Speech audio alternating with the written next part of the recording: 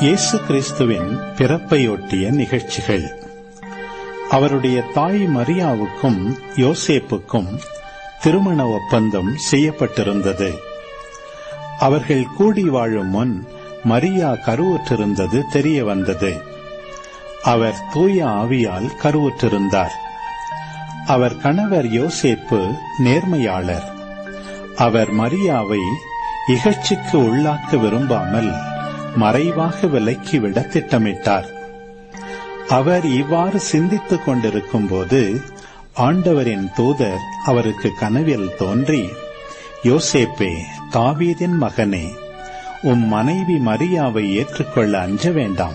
ஏனெனில் அவர் கருவுற்றிருப்பது தூய ஆவியால்தான். அவர் ஒரு மகனை பெற்றெடுப்பார். அவருக்கு இயேசு என பெயரிடுவீர். ஏனெனில் அவர் தம் மக்களை அவர்களுடைய பாவங்களிலிருந்து மீட்பார் என்றார். இதோ, கன்னி கருவுற்று ஓர் ஆண்மகவை பெற்றெடுப்பார். அக்குழந்தைக்கு இம்மானுவேல் என பெயரிடுவர் என்று இறைவாக்கினர் வாயிலாக ஆண்டவர் உரைத்தது நிறைவேறவே இவை யாவும் நிகழ்ந்தன. இம்மானுவேல் என்றால் கடவுள் நம்முடன் இருக்கிறார் என்பது பொருள்.